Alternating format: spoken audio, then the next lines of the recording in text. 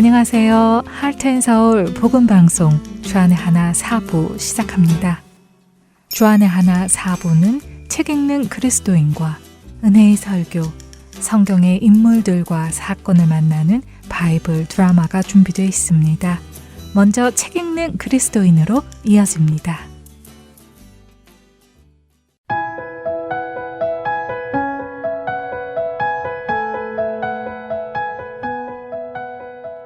애청자 여러분 안녕하세요. 성도들에게 추천해드릴 만한 신앙서적을 읽고 성도의 삶 속에서 생각해볼 주제를 나누는 시간, 책 읽는 그리스도인 진행의 김명아입니다.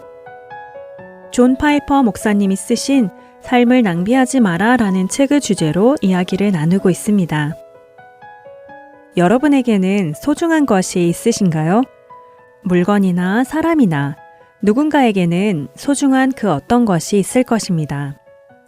새 차를 구입하게 되면 한동안은 새 차도 자주 하고 굉장히 소중히 다루게 되지요.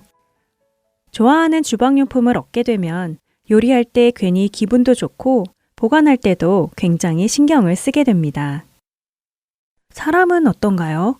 내가 좋아하고 소중한 사람에게는 함부로 대하지도 않고 그 사람이 기뻐하는 일을 하거나 그 사람을 위해 어떠한 수고도 마다하지 않고 하게 됩니다. 나에게 소중한 존재들이니까요. 존 파이퍼 목사님은 책에서 이런 말씀을 해주십니다. 예수님을 사랑한다는 것은 우리가 어떤 희생이 따르더라도 그리스도를 영원히 소중히 여기길 기뻐할 수 있게 한다는 뜻이다. 예수님을 소중히 여기며 그분을 기뻐하는 것이 사랑이라는 것이지요. 예수님을 사랑하는 것에 어떠한 희생이 따르더라도 말입니다. 그런데 사실 요즘 우리 시대에서 희생이라는 단어는 그렇게 반가운 단어는 아닌 것 같습니다. 세상에서는 최대한 희생하지 말고 너 자신을 사랑하라 라고 가르치고 있기 때문이죠. 그리고 그 결과로 지난 20여 년 동안 사람들의 가치관은 크게 변했습니다. 결혼을 하지 않고 살겠다는 비혼주의자들이 많이 늘었고 결혼을 한다 해도 아기를 낳지 않고 부부끼리만 살고 싶어하는 커플들도 많이 늘었습니다. 또한 사실상 혼인관계를 유지하면서도 호적상으로는 혼인신고를 하지 않고 결혼식도 올리지 않고 사는 커플들도 있지요. 이혼하는 커플도 예전보다는 많아졌다는 통계를 심심치 않게 듣게 됩니다. 왜 이런 모습이 점점 두드러지는 것일까요? 많은 이유들이 있겠지만 요즘 젊은 세대들의 가치관 중에 하나가 자신을 희생하고 싶지 않는 가치관이 있기 때문입니다. 다른 사람을 위해, 다른 것을 위해 자신을 희생하는 것보다는 자신의 행복을 위해 희생하기를 거절하는 시대이기 때문입니다. 그렇기에 내가 조금이라도 불편하거나 양보해야 하고 희생해야 하는 관계들은 바로바로 정리하려고 합니다. 심지어 하나님마저도 나를 위해 존재하시는 분으로 생각하기도 하지요. 내가 소중하니 나부터 살아야 하지 않겠어? 하는 생각이 있습니다. 하나님도 나를 사랑하시니 내가 먼저 편하게 사는 것을 원하실 거야 하는 맞는 듯 하면서도 무언가 이상한 잘못된 생각까지 가지고 있는 성도들도 있습니다. 이렇게 내가 너무 소중한 시대, 내가 희생하면서까지 왜 해야 하는지 납득하지 못하는 시대입니다. 상대방보다 내가 더 소중해서 상대방을 위해서 나를 희생할 수 없는 시대이지요. 때문에 예수님보다 내가 더 소중하게 여겨지게 되고 예수님을 위해 희생하려는 그 마음조차 점점 사라지고 있습니다. 가끔 하나님이 내게 이런 것들을 해주셨어. 나의 모든 기도를 들어주셨어. 하나님은 나를 너무 사랑하셔 하면서 만족해하는 것으로만 끝나는 성도들도 있지요. 물론 하나님은 우리를 돌보시는 아버지이십니다. 그런데 그 하나님 아버지를 또한 나를 위해 십자가를 지신 예수님을 우리는 얼마나 소중히 여기며 그분의 뜻을 위해, 그분이 원하시는 것을 위해 내가 희생을 감수하겠다는 생각을 하는가요? 그래야 한다는 생각조차 하지 못하고 사는 성도들이 적지 않습니다. 그런데 예수님을 위해 희생을 한다는 것이 우리 생각처럼 그리 거창한 것은 아닙니다. 나의 생업을 내려놓고 오지로 선교를 떠나는 것만이 희생이 아닙니다. 사실 예수님을 위해 무엇을 하던 그것을 희생이라고 말하는 것 자체가 말이 안 되기도 하지만 적어도 우리가 주님을 위해 무언가 희생을 하겠다고 할 때에 그 희생이라는 것이 거창한 것이 아니라는 말씀입니다. 쉬운 예로 아침에 늦잠을 더 자고 싶지만 30분 정도 나의 잠을 희생하고 말씀을 펴고 기도를 하는 시간을 더 가지는 것부터 시작할 수 있습니다.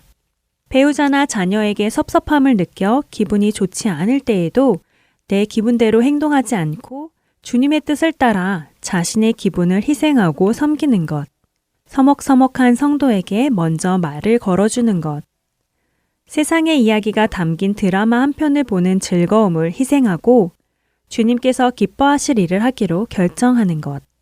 이런 나의 일상 속에서의 작은 희생부터 예수님을 위해서 해보기 시작할 수 있습니다.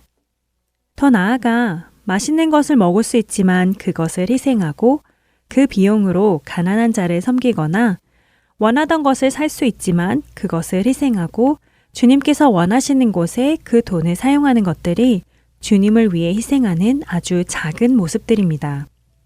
존 파이퍼 목사님은 우리가 그리스도의 아름다움을 건강과 부와 생명보다 귀하게 여길 때 그분의 아름다움이 가장 밝게 빛난다라고 하십니다. 여러분의 삶에서 무엇이 가장 소중하신가요? 여러분은 무엇을 위해서라면 여러분의 수고와 희생을 아끼지 않고 할 수 있으신가요?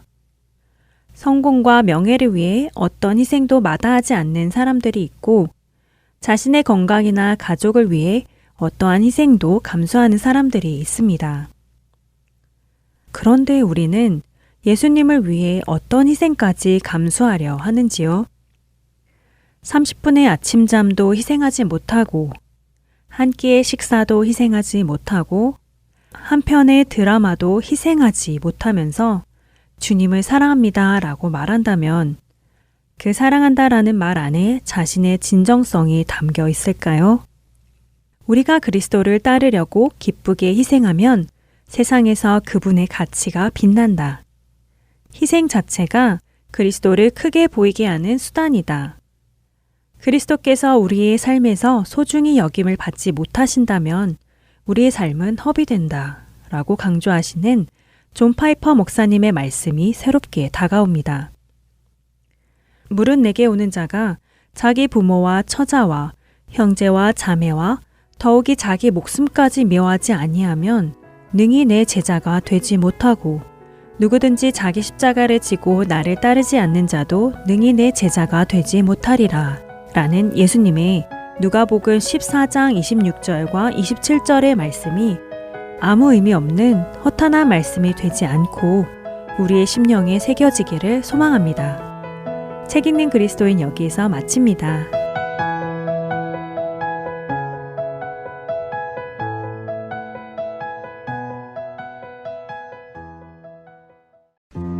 주가 사랑하는 자는 자기 이름 드러내지 않고 주보다 눈에 띄지 않게 허리를 숙이는 자라. 주가 사랑하는 자는 자기 도움 남에게 숨기고 주의 이름만 기억되게 스스로 빠지는 자라. 주를 사랑하는 자, 주의 뒤로 서는 자, 주의 그림자 밟지 않는 자, 주가 절 사랑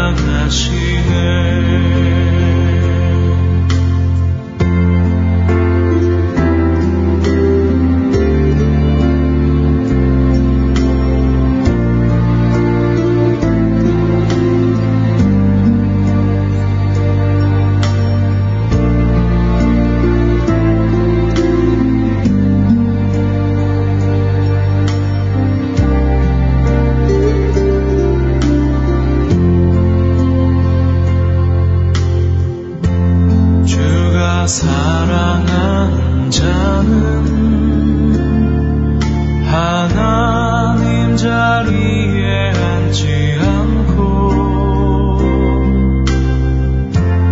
그 자리를 비워놓고 자기 자리에 앉는 자라.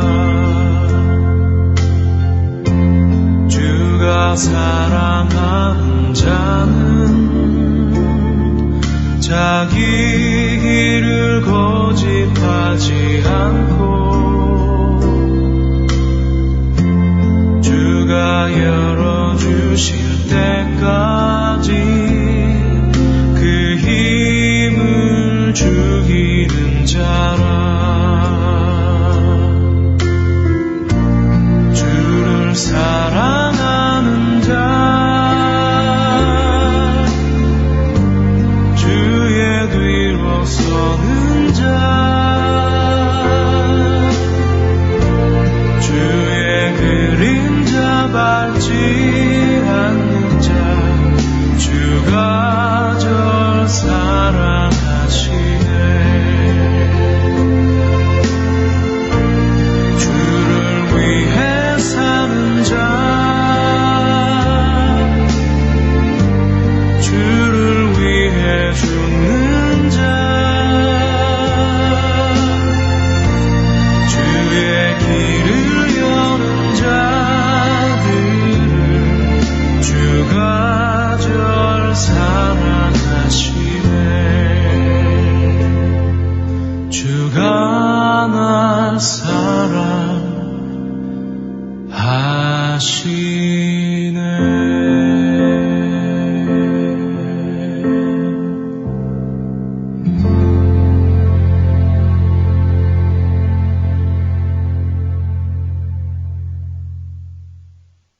은혜의 설교로 이어집니다. 오늘은 서울 남포교회 박영선 원로 목사님께서 호세아서 2장 2절에서 15절을 본문으로 말씀 전해주십니다. 은혜의 시간 되시길 바랍니다.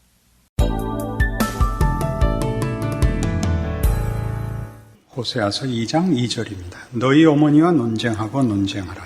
그는 내 아내가 아니요 나는 그의 남편이 아니라. 그가 그의 얼굴에서 음란을 제하게 하고 그 유방사에서 음행을 제하게 하라.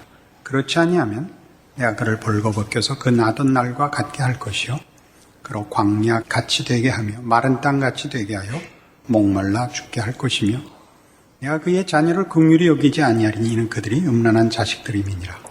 그들의 어머니는 음행하였고 그들을 임신했던 자는 부끄러운 일을 행하였나니 이는 그가 이르기를 나는 나를 사랑하는 자들을 따르리니 그들이 내 떡과 내 물과 내 양털과 내 삶과 내 기름과 내 술들을 내게 준다 하였습니다.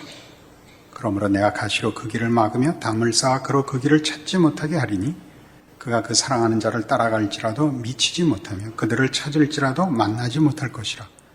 그제야 그가 이르기를 내가 본 남편에게로 돌아가리니 그때 내 형편이 지금보다 나았음이라 하리라. 곡식과 새 포도주와 기름은 내가 그에게 준 것이요 그들이 바알을 위하여 쓴 은과 금도 내가 그에게 더하여 준 것이거늘 그가 알지 못하도다. 그러므로 내가 내 곡식을 그것이 익을 계절에 도로 찾으며 내가 내 새 포도주를 그것이 맛들 시기에 도로 찾으며 또 그들의 벌거벗은 몸을 가릴 내 양털과 내 삶을 빼앗으리라. 이제 내가 그 수치를 그 사랑하는 자의 눈앞에 드러내리니 그를 내 손에서 건져낼 사람이 없으리라. 내가 그의 모든 희락과 절기와 월삭과 안식일과 모든 명절을 폐하겠고 그가 전에 이르기를 이것은 나를 사랑하는 자들이 내게 준 값이라 하던 그 포도나무와 무화과 나무를 거칠게 하여 수풀이 되게 하며 들짐승들에게 먹게 하리라. 그가 귀고리와 폐물로 장식하고 그가 사랑하는 자를 따라가서 나를 잊어버리고 향을 살라 바알들을 섬긴 시일대로 내가 그에게 벌을 주리라. 여호와의 말씀이니라. 그러므로 보라 내가 그를 타일로 거친 들로 데리고 와서 말로 위로하고 거기서 비로소 그의 포도원을 그에게 주고 아골 골짜기로 소망의 문을 삼아주리니 그가 거기서 응대하기를 어렸을 때와 애굽 땅에서 올라오던 날과 같이 하리라. 이 본문에 나타나는 여러 정황을 보면 이스라엘이 이제 하나님을 외면하고 당시의 경제적 풍성함과 정치적 안정기의 그 현실을 하나님께서 주신 복으로 이해하지 못하고 세상이 준 것으로 생각하고 바알 신을 섬겨 하나님을 경넉해 하셨다라는 시대적 배경을 보게 됩니다. 5절 보시면 있는 바와 같이 그들의 어머니는 음행하였고 그들을 임신했던 이는 어떤 자는 부끄러운 일을 행하였나니 이는 그가 이르기를 나는 나를 사랑하는 자들을 따르리니 그들이 내 떡과 내 물과 내 양털과 내 삶과 내 기름과 내 술들을 내게 준다 라고 생각하고 있습니다. 경제적으로 풍성한 시기였고 정치적 안정기였을 것입니다. 종교 행위도 번성했습니다. 11절 보면 내가 그의 모든 희락과 절기와 월삭과 안식일과 모든 명절을 폐하리라 합니다. 그래서 이 시대적 배경이 북왕조 이스라엘의 여로보암 2세 치하였던 것으로 보여집니다. 그때가 가장 경제적으로도 부유했고 정치적으로 안정됐던 시기였습니다. 기원전 750년경쯤으로 봅니다. 이제 이 나라가 나중에 기원전 722년쯤에 멸망하니까 한 30년 남짓 이제 그 패망이 남은 시점인 것을 염두에 두시고 이 말씀을 보아야 합니다. 너희 어머니라고 되어 있는 것은 이스라엘이라는 나라를 가르치고 그들의 자식 혹은 너희 어미라고 할 때 너 혹은 그들의 자식 할 때 자식들은 이스라엘 백성들입니다. 나라 전체가 하나님을 외면하고 우상 숭배로 돌아섰고 백성들도 그대로 따르고 있습니다. 하나님께서 아주 무섭게 저들의 죄를 드러내고 분노를 표하시고 심판하시겠다고 말씀하시는 내용들입니다. 여기 등장하는 이 사랑 이야기는 그러니까 본 남편을 놔두고 자기를 사랑하는 자를 쫓아갔다. 그 5절에 다시 보듯이 나는 나를 사랑하는 자들을 따르겠다 라든가 12절에 그가 전에 이르기를 이것은 나를 사랑하는 자들이 내게 준 값이라. 내가 사랑하고 또 나를 사랑한 그것은 지금 하나님이 경노하시는 우상입니다. 당시 가나안 이 지방에서 가장 융성했던 우상신은 바알이었는데 바알신은 다산, 많이 낳는 생산이라는 의미에서 다산과 풍요의 신으로 이해됐었던 우상입니다. 이들이 자신들이 누리는 현실적 풍요로움이 세상이 준 것이라 생각한 거죠. 세상이 준 것이라, 하나님이 준 것이라고 이해하지 못했습니다. 그래서 하나님께서 이들의 길을 막고 이들의 풍요로움을 다 거두어서 세상이 행복을 주는 게 아니라는 걸 밝히시겠답니다. 즉 구체적으로 지시된 대표적인 이름은 바알이 신이 아니고 허수아비에 불과하다라는 걸 밝히겠지만 결국 따져 들어가면 저들이 세상에서 누리는 모든 보이는 물질적인 풍요가 행복과 진정한 의미에 가치 있는 것들이 아니고 하나님만이 저들의 풍요로움과 가치가 될 수 있다라는 걸 이제 알게 하시겠다 그럽니다. 그래서 여기 계속 8절에 보듯이 곡식과 새 포도주와 기름은 내가 그에게 준 것이요 그들이 바알을 위하여 쓴 은과 금도 내가 그에게 더하여 준 것이거늘 그가 알지 못하도다. 그러므로 내가 내 곡식을 그것이 익을 계절에 도로 찾으며 내가 내 새 포도주를 그것이 맛들 시기에 도로 찾으며 또 그들의 벌거벗은 몸을 가릴 내 양털과 내 삶을 빼앗으리라.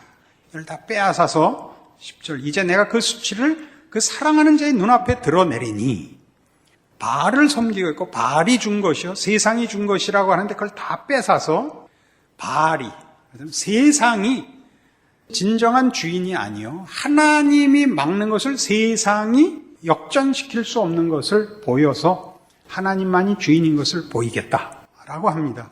드러내리니 그를 내 손에서 건져낼 사람이 없으리라. 그래서 11절에 보는 내가 그의 모든 희락과 절기와 월삭과 안식일과 모든 명절을 폐하리라 합니다. 하나님은 이런 몇 가지 종교적인 행사로 의식으로 치부되고 그것으로 할 일 다 한 것으로 여겨지고 진정한 신앙생활의 핵심들은 다 놓치고 있는 것이죠. 이런 일들은 우리에게 이런 생각을 하게 합니다.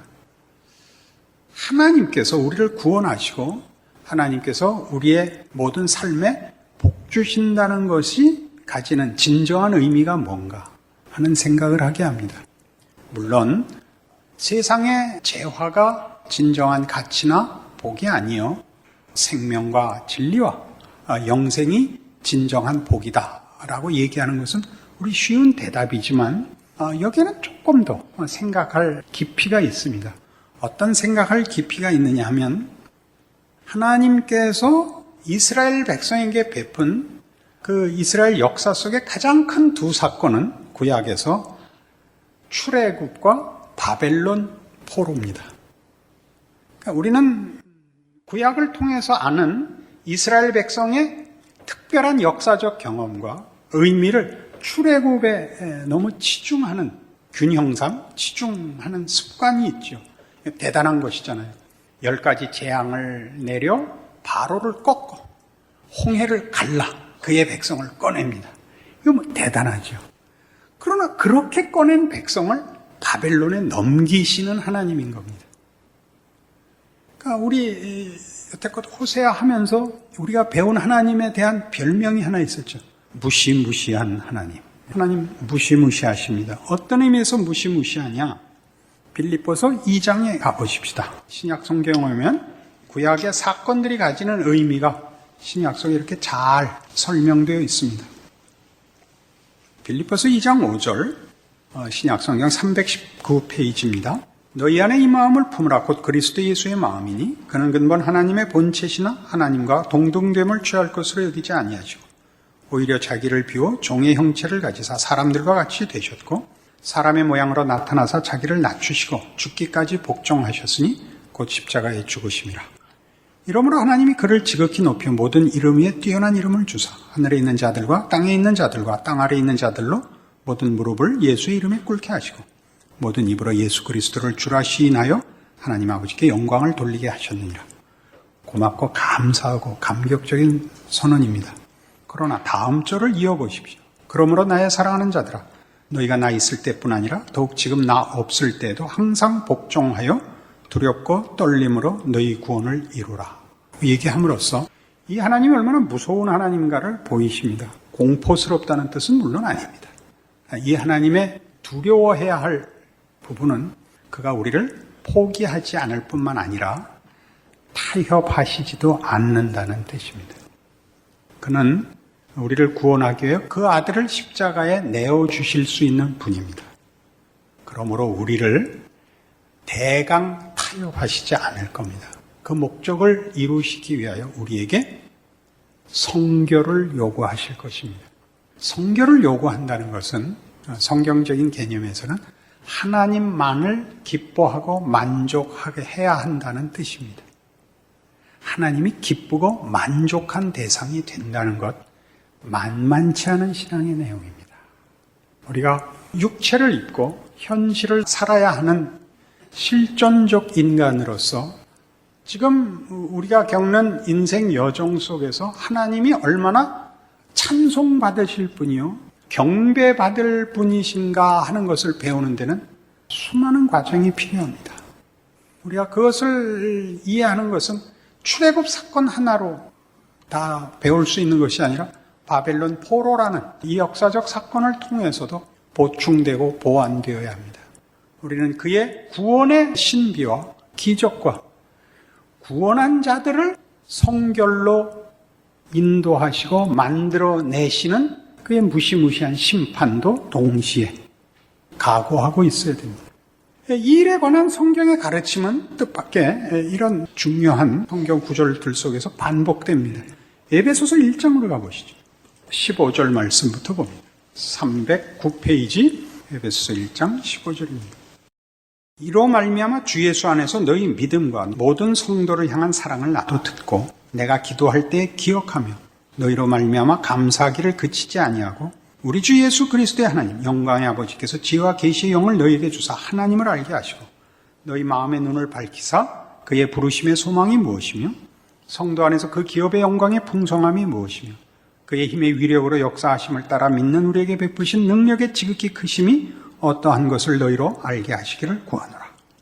이 지금 서신서에 나오는 에베소 교회에 보낸 이 서신의 지금 15절 이하의 얘기는 에베소 교회 성도들의 믿음과 신앙적인 온전한 고백을 전제하여 쓴 편지입니다. 여기 있는 대로 너희 믿음과 모든 성도를 향한 사랑을 나도 듣고, 그래서 이 기도를 한다. 하나님을 알기를 원한다. 오늘 우리 호세아서 본문과 그 이스라엘의 역사적 그 배경 속에서 이 말씀을 이해하시면 무시무시해지는 겁니다. 그죠? 하나님은 어떤 분이라고요? 우리를 구원하기로 작정하신 분입니다. 로마서 8장에서 얘기하는 바와 같이 그 아들을 아끼지 아니하시고 주시니가 어찌 그 아들과 함께 모든 것을 주지 않겠느냐. 누가 그리스도 예수 안에 있는 하나님의 사랑에서 우리를 끊으리요. 거기는 뭐 적신이나 기근이나 칼이나 무엇도 우리 자신의 못난 것도 그 구원을 방해하지 못할 것입니다. 그것은 이스라엘 역사 속에서 실현됐던 역사적 사건, 홍해를 건넌 사건에서 너무나 분명하게 드러납니다. 그를 막을 수 있는 것은 세상에 아무것도 없습니다. 그러나 동시에 그 하나님은 그 구원의 목적을 이루기 위하여 그 구원을 행하신 분입니다. 그 구원은 아무래도 좋다. 일단 우리의 비참한 현실을 해방하겠다로 그치지 않습니다. 우리의 비참한 현실은 외적으로 보이는 무슨 정치적 상황이나 사회적 정황 때문에 빚어지는 것이 아니라 우리 안에 있는 죄 때문인데, 그 성결과 죄라는 문제는 하나님 없이 살 수 있다고 생각하는 것입니다. 하나님이 아니라 하나님 이외의 것으로 우리가 충분하다고 믿는 생각입니다. 그것이 어떤 우상으로 나타나든 혹은 우상과 상관없이 어떤 생각 없는 것으로 나타나든 자신의 필요를 하나님 이외의 것으로 채울 수 있다고 믿는 것에 대하여 하나님은 경노하십니다. 그것은 하나님이 놓아두시지 않습니다. 보복하고 엄히 심판한다는 그런 정죄의 차원이 아니라 그것은 하나님의 뜻이 아닙니다. 왜냐고요? 호세아서가 전체로 사랑을 논하고 있다는 걸 기억해야 됩니다. 사랑은 타협할 수 없는 겁니다. 사랑이 타협할 수 없다는 거 여러분 무슨 말인지 아시죠? 우리는 가끔 실패합니다만 우리는 우리 자녀를 포기하지 못합니다. 물론 우리가 할 수 있는 거는 화를 내고 그 걱정을 하는 것에서 한계를 만나지만 하나님은 그리 하시지 않습니다. 이제 계속 보겠습니다만은 하나님을 알게 하시고 너희 마음의 눈을 밝히사 그의 부르심의 소망이 무엇인지 알기를 원한대. 그의 부르심의 소망은 하나님만이 해줄 수 있는 사랑을 받으라는 겁니다. 하나님의 사랑은 우리가 아는 사랑과 다릅니다. 이 에베소서 1장 그 3절 이하에 선포됐던 우리가 얻은 구원이 뭐냐? 돌아가 1장 3절을 보시죠. 찬송하리로다. 하나님 곧 우리 주 예수 그리스도의 아버지께서 그리스도 안에서 하늘에 속한 모든 신령한 복을 우리에게 주시되 곧 창세전에 그리스도 안에서 우리를 택하사 우리로 사랑 안에서 그 앞에 거룩하고 흠이 없게 하시려고 그 기쁘신 뜻대로 우리를 예정하사 예수 그리스도로 말미암아 자기 아들들이 되게 하셨으니 이는 그가 사랑하시는 자 안에서 우리에게 거저 주시는 바 그의 은혜의 영광을 찬송하게 하려는 것이라. 이 영광에 미달하는 모든 것을 하나님이 거부하십니다. 이것이 무시무시한 하나님입니다. 우리는 예수 그리스도 안에 있는 은혜라는 것이 우리를 죄로부터 심판으로부터 꺼냈다라고 그렇게 간단하게 말하면 안 됩니다. 죄와 심판에서 꺼냈다는 것은 하나님의 영광으로 부름을 받은 자들이 그 영광의 자리에 오게 하기 위하여 꺼낸 것입니다. 그 영광의 자리에 오기까지 하나님은 우리에게서 손을 놓지 않으실 것입니다. 하나님의 영광이 이른다는 것은 예수 안에서 주어진 신자들의 특권이죠. 예수 그리스도께서 요한복음 17장에 하신 대제사장 기도에서 나오다시피 아버지와 내가 하나인 것 같이 저들로 하나가 되어 우리 안에 있게 하소서를 실현하는 것입니다. 이 과정은 깁니다. 어떤 설명과 어떤 지식과 교육으로 그렇게 간단하게 이루어지지 않습니다. 긴 시간이 필요합니다.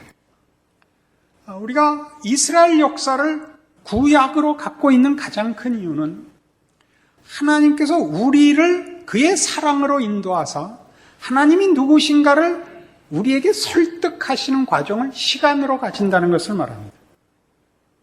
우리의 한계, 우리의 이해의 제한 조건을 하나님께서 감수하시고 우리를 위하여 그 제한 속에 들어와 일을 하십니다. 성경에 나타나는 때가 참에라는 뜻이죠. 때가 찼다는 건 하나님께서 한 바켓씩 물을 부어 물이 넘친다는 뜻입니다. 때가 차는 겁니다. 하나님께서 우리의 인생 속에 이스라엘 역사에서 그리하신 것 같이 우리의 인생 속에서 계속 일하십니다.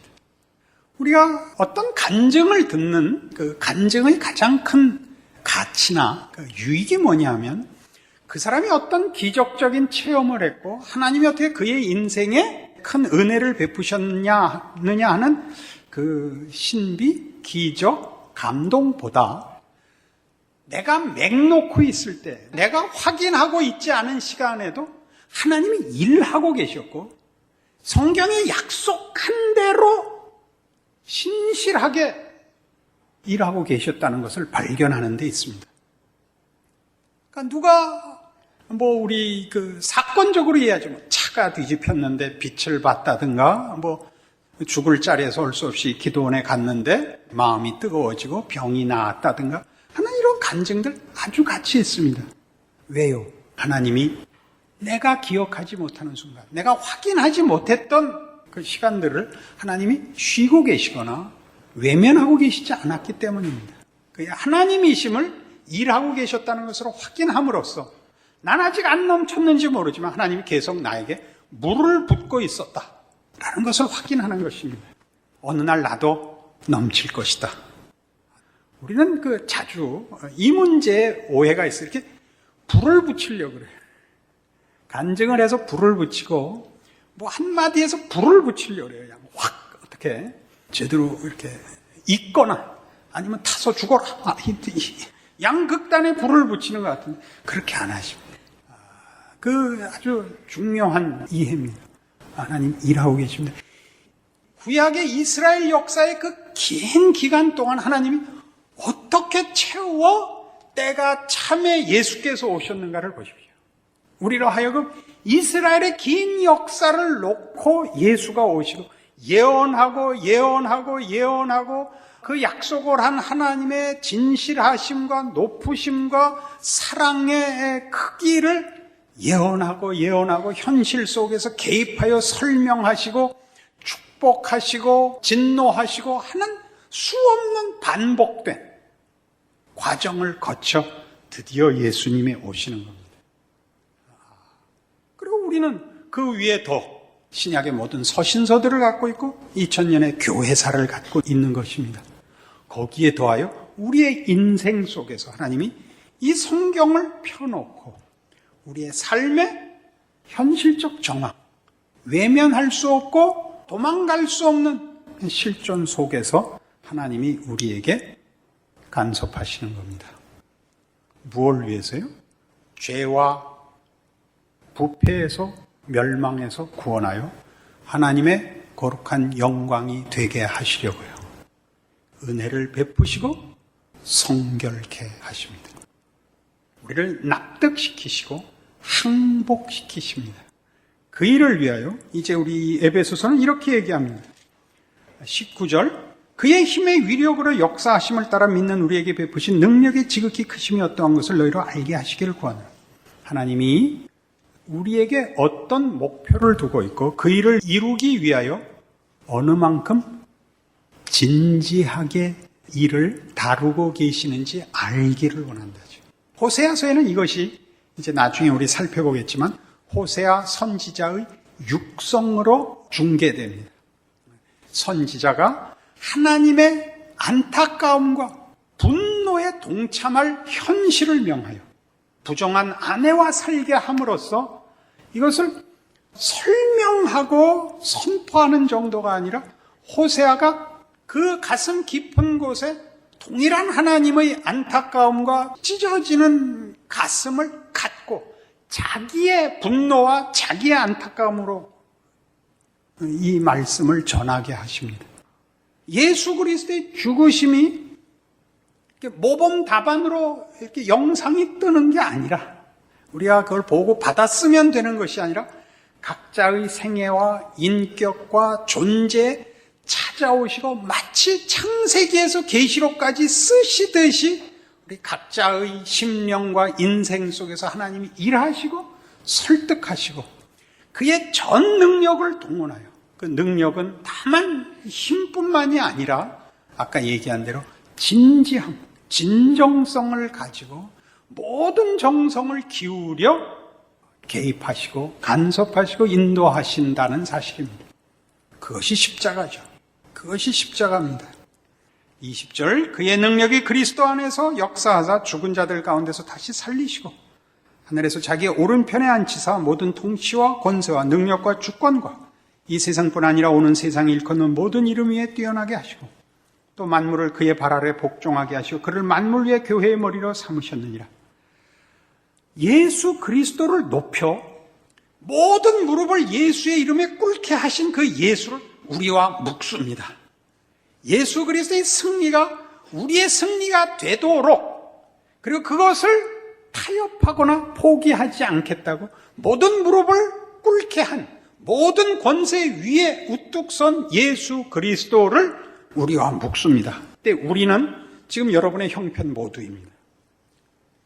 시작할 때 예수를 믿어 하나님의 자녀가 될 때부터 시작해서 모든 과정과 모든 수준과 모든 정황 속에 예수 그리스도께서 여러분이 돌아다니는, 여러분들이 방황하는, 혹 여러분들이 미련을 떠는, 혹 여러분들이 일부러 거부한 모든 생애, 모든 현실에 주와 여러분이 묶여 있게 하십니다.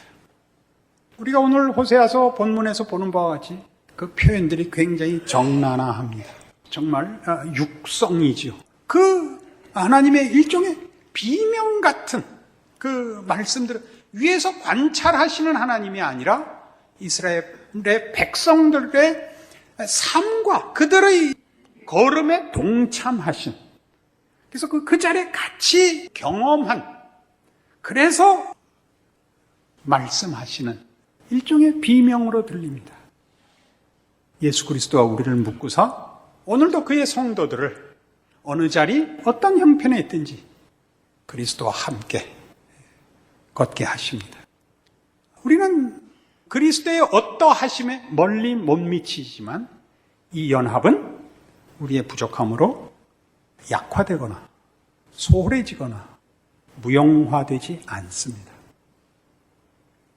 호세아서에서 보는 하나님의 사랑은 무서운 사랑입니다.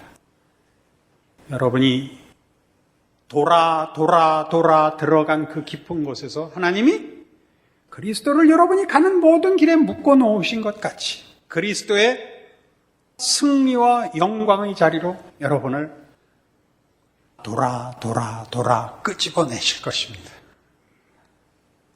무시무시한 하나님, 고마우신 하나님, 우리의 못난 대로 버려두지 마시고 포기하지 마시고 꼭 그리하여 주시옵소서. 이렇게 비시는 오늘의 말씀이 되기를 바랍니다. 기도하십시다. 하나님 아버지 은혜를 감사합니다. 우리는 미련한 것들입니다. 우리는 하나님의 복주심과 사랑을 다 모릅니다. 우리는 그저 고통에 민감하고 자존심에 붙들려 있고 보이는 것에 제한을 받습니다. 우리의 무지와 미련과 연약한 것을 고백합니다. 성경의 하나님은 우리의 경험보다 너무나 큽니다. 우리가 우리의 인생과 현실을 놓고 하나님 앞에 부르짖는 억울합니다. 이럴 수가 있습니까? 라는 질문들은 사실 성경의 기록들과 견줄 바가 못 됩니다. 출애굽의 하나님, 바빌론 포로를 허락하시는 하나님, 아니 그 아들을 보내시는 우리 주 예수 그리스도의 하나님, 성령으로 함께 살며 인도하시고 말씀으로 붙드시며 지금도 그리스도 예수 안에서 나를 놓지 않게 하시는 하나님을 배웁니다. 믿음을 갖게 하옵소서. 그리고 늘 은혜를 구하는 기도의 신앙인이 되게 하사 세상을 이기게 하옵소서. 하나님만 붙드는 자리까지 주여 놓지 말아 주시옵소서.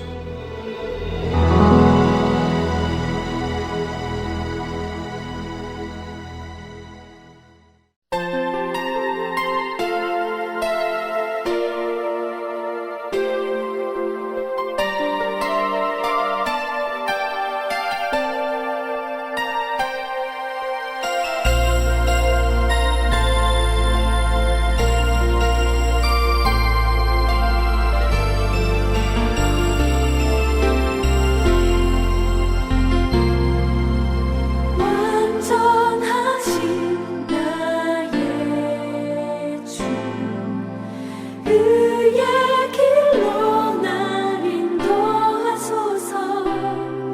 행하신 모든 일 주님의 영광 다 경배합니다.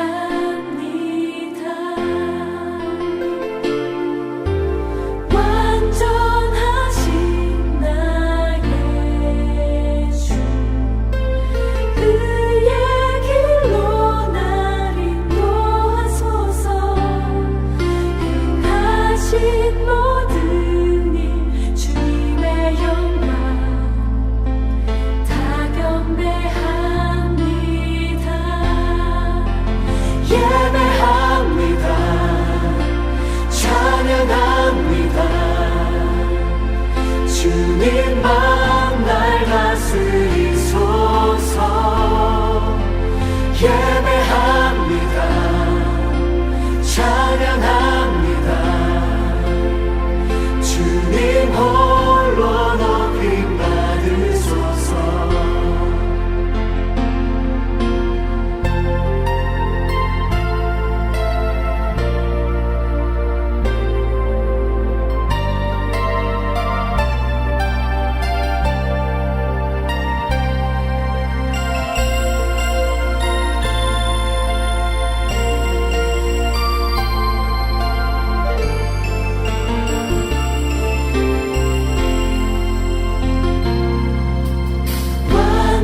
완전하신 나의 주 그의 길로 날 인도하소서. 행하신 모든 일 주님의 영광 다 경배합니다. 예배합니다. 찬양합니다. 주님만 날 다스리소서. 예배합니다. 찬양합니다. 주님 홀로 높임 받으소서. 예배합니다. 찬양합니다. 주님만 날 다스리소서. 예배합니다. 찬양합니다. 주님 홀로 높임 받으소서.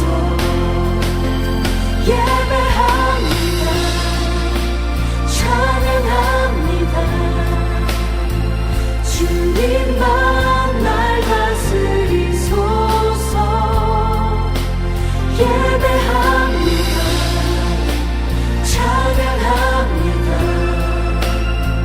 주님 홀로 높임 받으소서. 예배합니다. 찬양합니다. 주님만 날 다스리소서. 예배합니다. 찬양합니다. 주님 홀로 높임 받으소서. 예배합니다. 찬양합니다.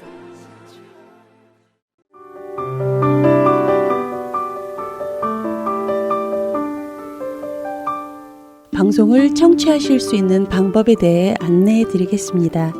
CD로 방송을 듣고 계신 분들이 많으신데요. CD 회사가 운영되는 그날까지 계속해서 CD로 방송을 보내드리겠습니다. 그런데 가끔 CD가 늦게 도착할 때가 있죠. 그때 CD를 기다리시면서 다른 방법으로 방송을 듣고 계셔도 좋을 것 같아요. 유튜브에 들어가셔서 하트앤서울 복음방송을 검색하시면 저희 방송을 들으실 수 있습니다. 그리고 카카오톡으로도 방송을 들으실 수 있고 홈페이지와 스마트폰 앱으로도 들으실 수 있는데요. 이 방법을 사용하시면 지난 방송들도 다시 들으실 수 있고 프로그램별로도 다시 들으실 수 있습니다.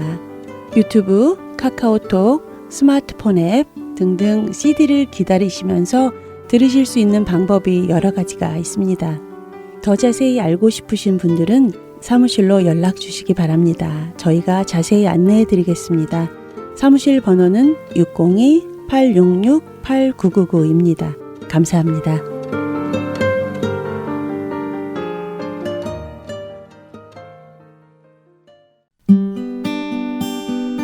기쁜 소식 사랑으로 땅끝까지 전하는 아랜소.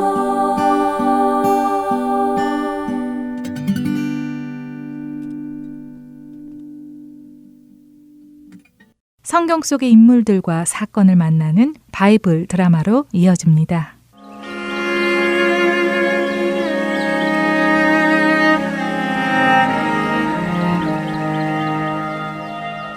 애청자 여러분 안녕하세요. 바이블 드라마 열왕기 편 진행의 박용규입니다. 미가야 선지자의 경고에도 불구하고 아람과의 전쟁을 시작한 북이스라엘의 아합 왕. 그는 미가야 선지자가 이 전쟁에서 죽을 것이라고 예언한 것이 걱정이 되었는지 왕의 옷을 벗고 병사의 옷으로 갈아입고 눈에 띄지 않게 행동합니다. 아람 왕의 전차 부대는 아합 왕을 찾았지만 수많은 병사들 사이에 숨어있던 아합 왕을 찾을 수는 없었지요. 아합 왕은 자신의 부하와 함께 전차를 타고 눈에 띄지 않게 전투를 벌이고 있었습니다.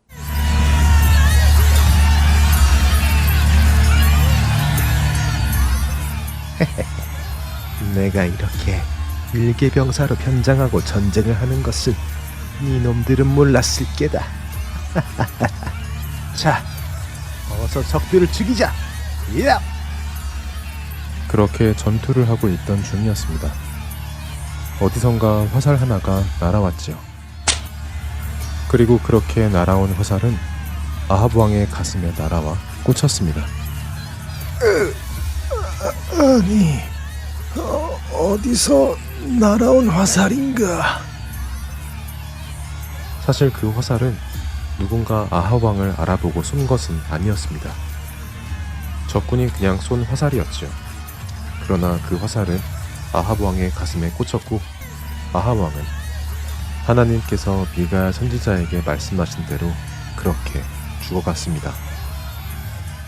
여봐라, 어서 이 전쟁터에서 벗어나 의원에게 나를 데리고 가라.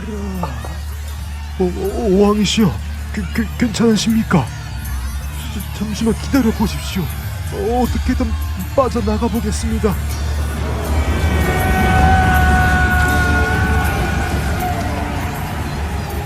아합의 부하는 어떻게든 전차를 몰고 전쟁터에서 도망쳐보려 했지만 워낙 많은 사람들이 엉켜 싸우는 중이기에 빠져나가기가 쉽지 않았습니다.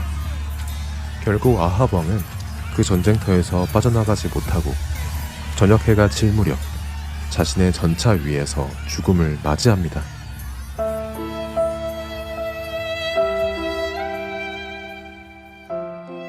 자신은 물론 북이스라엘 백성들에게 그처럼 우상을 숭배하게 만들었던 아합, 바알을 열심히 섬기는 시돈 왕의 딸인 이세벨을 아내로 삼아 더 열심히 우상을 섬겼던 아합.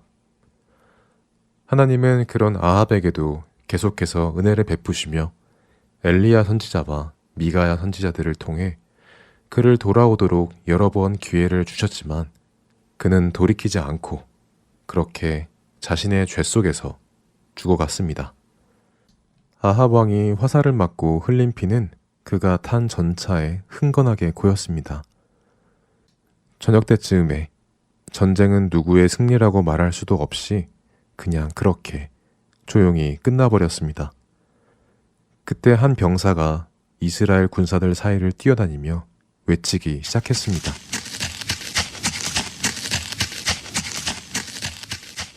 모두들 집으로 돌아가시오. 아합 왕께서 돌아가셨소.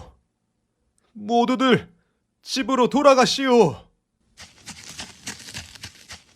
병사의 소리에 이스라엘 군인들은 각자의 집으로 터벅터벅 돌아가기 시작했습니다. 아합의 신하들은 아합의 시신을 가져다가 장사 지냈습니다. 그리고 아합이 타고 있었던 피가 흥건한 전차를 창녀들이 목욕을 하는 부정한 연못으로 가져가 씻기 시작했지요. 그리고 그곳은 이세벨의 농간으로 억울하게 죽은 포도원 주인 나봇이 죽은 자리이기도 했습니다.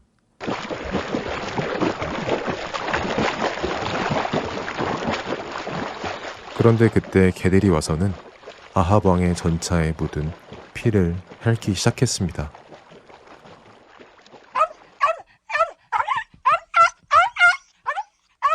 하나님께서는 나봇이 죽었을 때에 엘리야 선지자를 통해 아합에게 경고하셨습니다.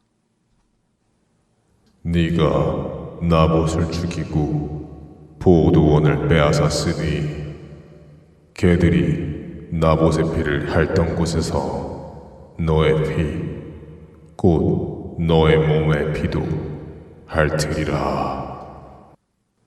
그렇게 하나님께서 경고하신 그대로 모든 것이 하나님께서 말씀하신 대로 되었습니다.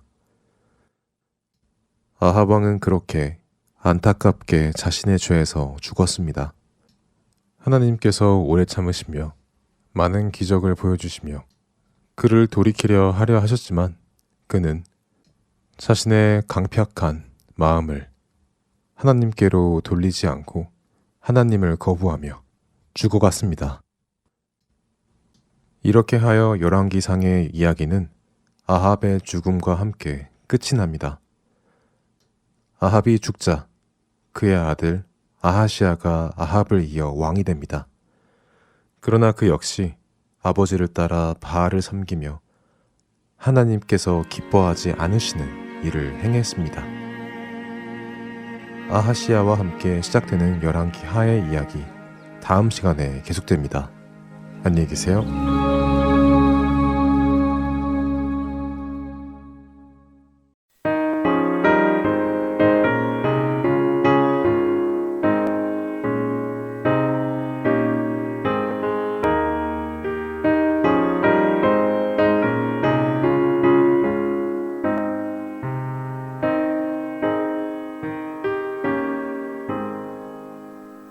내 갈 길 멀고 마음은 기쁜데